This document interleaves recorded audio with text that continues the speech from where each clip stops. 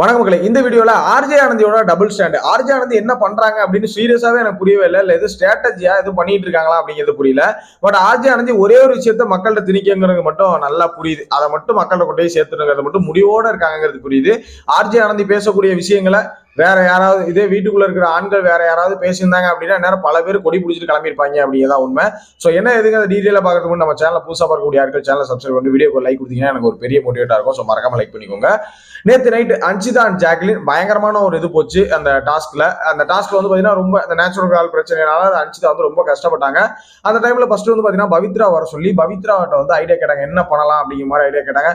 வேற ஒன்றும் பண்ண முடியாது அப்படிங்கிற ஒரு சுச்சுவேஷன் தான். ஏன்னா பிக் பாஸே சொல்லிட்டாரு, அங்க போக முடியாது, இங்கேயும் போக முடியாது, எங்கேயும் போக முடியாது. பவித்ரா சொல்றாங்க இங்க எங்கேயாவது போயிட்டு வா அப்படிலாம் சொல்றாங்க. ஸோ அதெல்லாம் அடுத்த சாப்டர். அந்த இடத்துல வந்து கடைசியா பவித்ரா ஒரு ஐடியா கொடுக்குறாங்க. என்ன கொடுக்குறாங்கன்னா, பவித்ராவுக்கு கொஞ்சம் டாப் ஃப்ளோர் கொஞ்சம் காலி தானே, நீ இந்த பொம்மையை தூக்கிட்டு வீட்டுக்குள்ள போயிட்ட அப்படின்னா வீட்டுக்குள்ள போக கூடாது, அப்படி வீட்டுக்குள்ள போயிட்டேன்னா மஞ்சரி பொம்மை அவுட்டு தானே அப்படிங்கிற மாதிரி சொல்றாங்க. அப்படின்னா தான் ஆரம்பத்திலே பண்ணிட்டு போயிருக்கலாம், இதை கூட யோசிக்காம வச்சிருப்பாங்க பிக் பாஸ் அப்படிங்கிற மாதிரி தான் எனக்கு தோணுச்சு.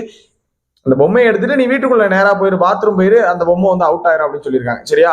சோ இதை வந்து அன்சிதா வந்து ஏத்துக்கல. எதுக்கும் ஆனந்திட்டு ஒரு டைம் கேட்போம். ஏன்னா ஆனந்தி வந்து புதல்வர்னு நினைச்சிருக்காங்க. ஆண்கள் பெண்கள் வீட்டுக்குள்ள ஒரு பிம்பம் ஒன்று கிரியேட் ஆயிருக்கு. எப்படின்னா எப்படி ஆண்கள் வீட்டுக்குள்ள வந்து முத்துக்குமார மேனிபுலேட் அவங்களா நினைச்சுக்கிட்டு இருக்காங்களோ அது மாதிரி ஆண்கள் வீட்டுக்குள்ள வந்து ஒண்ணுமே பண்ணாத ஆனந்தி வந்து பாத்தீங்கன்னா இவங்க பெரிய ஆளு இவங்களே ஒரு பிம்பத்தை கிரியேட் பண்ணி வச்சிருக்காங்க.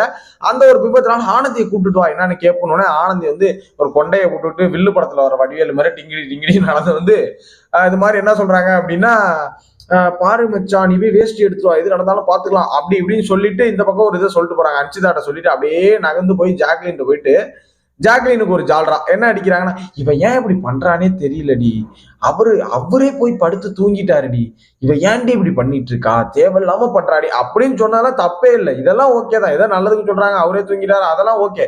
அது வரைக்கும் அந்த கேம் எப்படி இருந்துச்சு அப்படின்னா, அதாவது ஜாக்லினுக்கு அன்சிதாவுக்கும் உள்ள மோதல் நான் வந்து தீபக் கிட்ட சொல்லிட்டேன், அதுக்காக நான் உட்காந்துருக்கேன்னு அன்சிதாவும், அந்த பக்கம் வந்து பாத்தீங்கன்னா மஞ்சரி பொம்மை உள்ள போக கூடாதுங்கிற அவங்களோட ஸ்டாண்ட்லயும் தான் அன்சிதா வந்திருந்தாங்க.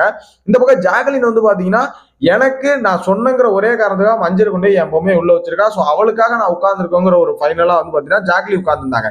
இந்த ஆனந்தி வந்து ஏதாவது ஒண்ணு பேசணும்னு பேசி கடைசியில ஒரு போட்டு போயிட்டு அப்படின்னு தான் சொல்லணும். இந்த நாரதர் கழகங்கிற சொன்னவொன்னா நாரதர் கழகங்கிற அந்த கழகத்தை வந்து கரெக்டா பண்ணி விட்டு போயிட்டாங்க.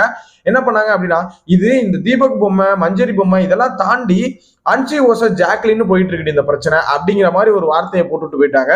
சோ இது ஜாக்லினுக்கு ரொம்பவுமே ட்ரிகர் பண்ணிட்டு அப்படிதான் சொல்லணும். அப்ப அவங்க சொல்றாங்க ஜாக்லின், அப்ப இவ வந்து என்னன்னா என்ன வந்து எப்படா வந்து அப்படி இல்ல, இவ வந்து அப்பனா இவ எவ்வளவு நேரம் தான் இவ உட்காந்துருக்காரு நான் பாக்குறேன் அப்படின்னு நினைச்சிட்டு உட்காந்துருக்காளா அன்சிதா அப்படிங்கிற மாதிரி ரெண்டு பேருக்குள்ள ஒரு ஈகோ ஸ்டார்ட் ஆன மாதிரி ஸ்டார்ட் பண்ணி விட்டு போயிட்டாங்க அப்படிதான் சொல்லும். மெயினா ஜாக்லின்குள்ள ஒரு ஈகோ ஸ்டார்ட் ஆயிடுச்சு. சோ இதை ஏன்டா இப்ப சொல்லிட்டு இருக்க அப்படின்னா, இந்த விஷயம் இவங்க வந்து பேசியிருக்காங்க. காலையில அப்படியே பிரட்டி பார்த்தா காலையில என்ன பண்ணிருக்காங்க அப்படின்னு பாத்தீங்கன்னா, இப்ப வெளில உட்காந்து சாப்பிட்டுட்டு இருக்காங்க அன்சிதா. அன்சிதா நீ சூப்பரா கேம் பண்ணடி, அப்பா முடியலடி, அவ்வளவு சூப்பரா பண்ணிந்தடி, நீ வேற லெவல்டி, நீ மாஸ்டி, இதே ஆண்கள்லாம் சுத்தமா பண்ணிருக்க மாட்டாங்கடின்னா எனக்கு புரியவே இல்லை. ஏன் அங்க சுத்தி இங்க சுத்தி அவங்க பின்னாடியே போறீங்க? அவங்கள்ட்ட எனக்கு ஒண்ணுமே தெரியல. எங்க சுத்தினாலும் நீங்க அங்கதான் போறீங்க. முதல்ல இந்த கண்ணோட சொல்லிடுறேன், நைட்டு நீ அங்க அப்படி பேசுன, இப்போ வந்து மாஸ் டி சூப்பர் டின்னு பேசுறது நாங்க எப்படி எடுத்துக்கிறதுன்னு தெரியல. ரெண்டாவது விஷயம், எதா இருந்தாலும் உடனே ஆண்கள்னா இதை சுத்தமா பண்ணிருக்க முடியாதுடி அப்படின்னா எனக்கு புரியவே இல்லையே. இதே விஷயத்த வந்து பெண்கள் வந்து எதுவுமே பண்ணிருக்க மாட்டாங்க, இதெல்லாம் பண்ண மாட்டாங்க அப்படின்னு சொல்லியிருந்தா அக்செப்ட் பண்ணிருப்பீங்களா நேரம் நீங்க? ஆனந்தி வந்து ஒரு விஷயத்த மக்கள்கிட்ட வந்து திணிக்க ட்ரை பண்றாங்க. ஸோ வெரி ஒஸ்டா எனக்கு வந்து ஃபீல் ஆகுது. ஸோ ஆனந்தியோட இந்த டபுள் ஸ்டாண்ட் கேமை பத்தின உங்களோட ஒப்பீனியன் என்ன?